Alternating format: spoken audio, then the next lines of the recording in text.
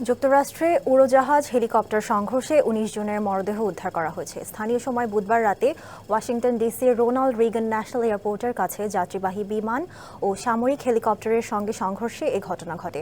শোক জানিয়েছেন মার্কিন প্রেসিডেন্ট ডোনাল্ড ট্রাম্প। স্থানীয় সময় বুধবার সকালে আমেরিকান পিএসএ এয়ারলাইন্সের বোম্বার্ডিয়ার CRJ-700 মডেলের বিমানটি কানসাসের উইনচিটা থেকে ওয়াশিংটন ডিসির উদ্দেশ্যে যাত্রা করে।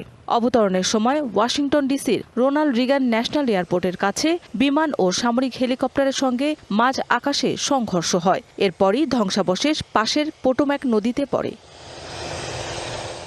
যাত্রীবাহী বিমানটিতে অন্তত ৬০ যাত্রী ও ৪ জন ক্রু ছিলেন। ব্ল্যাক হক সামরিক হেলিকপ্টারটিতে ৩ জন মার্কিন সেনা ছিলেন। দুর্ঘটনায় হতাহতের ঘটনায় শোক জানিয়েছে আমেরিকান এয়ারলাইন্স।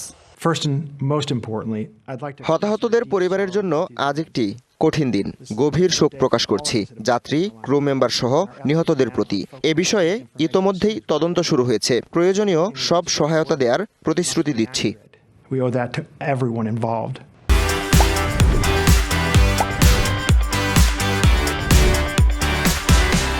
রিগান বিমানবন্দর এলাকায় আইন প্রয়োগকারী সংস্থা সহ অনুসন্ধান ও উদ্ধার অভিযানে অংশ নিয়েছে বেশ কয়েকটি সংস্থা। জীবিতদের সন্ধানে পোটোম্যাক নদীতে অন্ধকার ও তীব্র শীতে উদ্ধার কাজ চালাচ্ছে বিভিন্ন সংস্থা। বিমান হেলিকপ্টার দুর্ঘটনাকে ভয়াবহ উল্লেখ করে শোক ও সমবেদনা জানিয়েছেন প্রেসিডেন্ট ডোনাল্ড ট্রাম্প।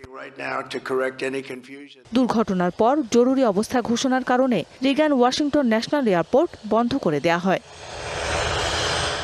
মৌসুমী শান্তা, ডিবিসি নিউজ ডেস্ক।